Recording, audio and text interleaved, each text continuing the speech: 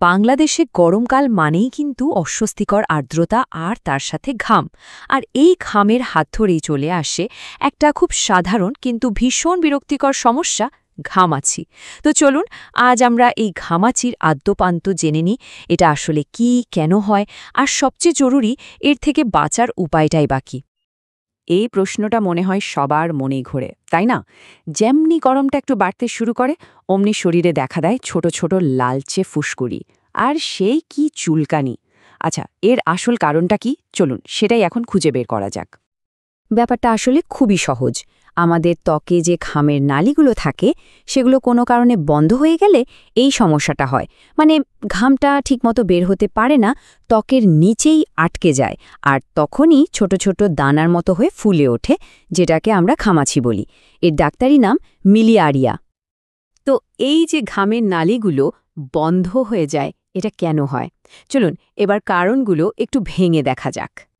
কারণগুলো কিন্তু আমাদের রোজকার জীবনের সাথেই জড়িত।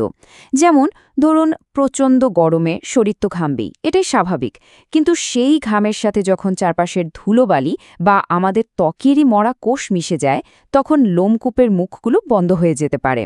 তার উপর যদি টাইট বা মোটা কাপড় পরা হয়, তাহলে তো কথাই নেই, ঘামটা বের হওয়ার আর জায়গায় পায় না। আর হ্যাঁ, বাচ্চাদের ক্ষেত্রে এই সমস্যাটা একটু বেশি দেখা যায়, কারণ তাদের ঘামগ্রন্থিগুলো পুরোপুরি তৈরি হতে একটু সময় নেয়। তাই তাদের শরীর অত সহজে ঘাম বের করে তাপমাত্রা নিয়ন্ত্রণ করতে পারে না। আচ্ছা, একটা মজার ব্যাপার কি জানেন? আমরা সাধারণভাবে সব লাল ফুসকুড়িকেই ঘামাচি বলে দিই, কিন্তু এরও কিন্তু রকম ফের আছে। চলুন দেখি ঘামাচি ঠিক কত ধরনের হতে পারে। সাধারণত 3 ধরনের ঘামাচি দেখা যায়। প্রথমটা হলো মিলিয়ারিয়া ক্রিস্টালাইনা। এটা একদম ছোট, পানির মতো স্বচ্ছ, ফোস্কার মতো দেখতে, আর তেমন কোনো চুলকানি বা অস্বস্তি থাকে না। কিন্তু যেটা আমাদের সবচেয়ে বেশি ভোগায় সেটার নাম মিলিয়ারিয়া রুব্রা। ওই যে লালচে দানা, যাতে প্রচণ্ড চুলকানি আর জ্বালাপোড়া হয়, হ্যাঁ এটাই সেটা। আরেকটা ধরন আছে মিলিয়ারিয়া প্রোফাউন্ডা, যেটা ত্বকের বেশ গভীরে হয়। এটা হলে শরীর ঠিকমতো ঘামতে পারে না, যা কিন্তু বেশ ঝুঁকির কারণ হতে পারে। ঘামাচিকে তো আমরা প্রায়ই একটা সাধারণ গরমের সমস্যা বলে পাত্তা দিই না, তাই না? কিন্তু এটা কি আসলেই এতটা নিরীহ, নাকি এই সামান্য ফুসকুড়ি থেকেও বড় কোনো বিপদ হতে পারে? চলুন এই প্রশ্নেরই উত্তর খোঁজা যাক। হ্যাঁ, কিছু ক্ষেত্রে জটিলতা তৈরি হতেই পারে। যেমন ধরুন, চুলকাতে চুলকাতে যদি ত্বক ছিলে যায়, সেখানে খুব সহজে ব্যাকটেরিয়া সংক্রমণ করতে পারে, আর তার থেকেই পুঁজ ভরা ফোড়া হয়ে যেতে পারে। এর চেয়েও বড় ঝুঁকি হলো যদি শরীর থেকে ঘাম বের হওয়ার পথটাই বন্ধ হয়ে যায়, তখন দেহের তাপমাত্রা নিয়ন্ত্রণ করা কঠিন হয়ে পড়ে, আর এর থেকে কিন্তু হিটস্ট্রোকের মতো মারাত্মক পরিস্থিতিও তৈরি হতে পারে। আর সেরে যাওয়ার পরেও অনেক সময় ত্বকে একটা কালো দাগ থেকে যেতে দেখা যায়।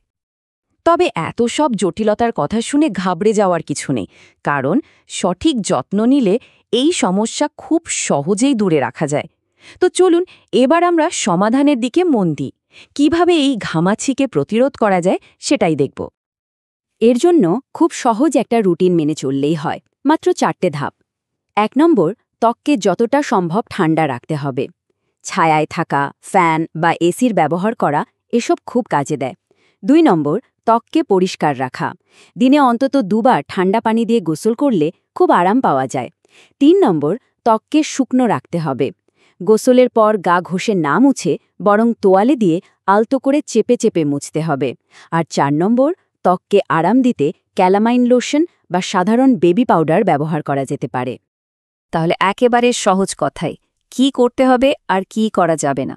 যেটা করতে হবে তা হলো ঢিলেঢালা হালকা সুতির পোশাক পরা, প্রচুর পরিমাণে পানি পান করা, আর দিনের বেলায় বিশেষ করে দুপুর 11টা থেকে 3টার কড়া রোদটা এড়িয়ে চলা। আর যা একেবারেই করা যাবে না সেগুলো হলো ত্বকে কোনো ভারী ক্রিম বা তেল মাখা, সিনথেটিক বা খুব আটসাট পোশাক পরা, আর সবচেয়ে গুরুত্বপূর্ণ চুলকানো। চুলকালে কিন্তু সমস্যা আরও বাড়বে। সাধারণত এই ঘরোয়া যত্নগুলোই যথেষ্ট, কিন্তু এমন কিছু পরিস্থিতি তৈরি হতে পারে যখন আর ঘরে বসে থাকাটা ঠিক না, বরং চিকিৎসকের পরামর্শ নেওয়াটা খুব জরুরি হয়ে পড়ে। কখন সেই সময়টা আসে, চলুন এবার সেটা জেনে নেওয়া যাক। এই লক্ষণগুলো দেখা দিলে কিন্তু একদমই অবহেলা করা চলবে না।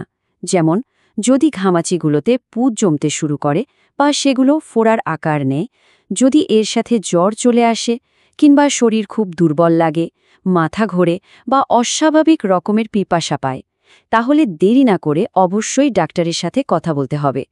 বিশেষ করে ছোট বাচ্চাদের ক্ষেত্রে যদি ঘামাচি খুব মারাত্মক আকার নেয় বা বারবার হতে থাকে, তাহলেও চিকিৎসকের পরামর্শ নেওয়াটাই বুদ্ধিমানের কাজ। তবে শেষ পর্যন্ত একটা স্বস্তির খবর আছে, আর তা হল সাধারণ ঘামাচি কিন্তু খুব বেশিক্ষণ ভোগায় না। ঠিকঠাক যত্ন নিলে বেশিরভাগ ক্ষেত্রেই মাত্র ৩ থেকে ৫ দিনের মধ্যেই এটা পুরোপুরি সেরে যায়। তাহলে সারসংক্ষেপটা কি দাঁড়ালো? ত্বককে ঠান্ডা, পরিষ্কার আর শুকনো রাখা, এই তিনটেই হলো মূলমন্ত্র। কিন্তু ভাবনার এখানে শেষ নয়। একটা প্রশ্ন রেখে যাই, শুধু ঘামাচি থেকে বাঁচা নয়, এই প্রচণ্ড গরমে সার্বিকভাবে ত্বককে সুস্থ আর সতেজ রাখতে আর কি করা যেতে পারে বলে মনে হয়?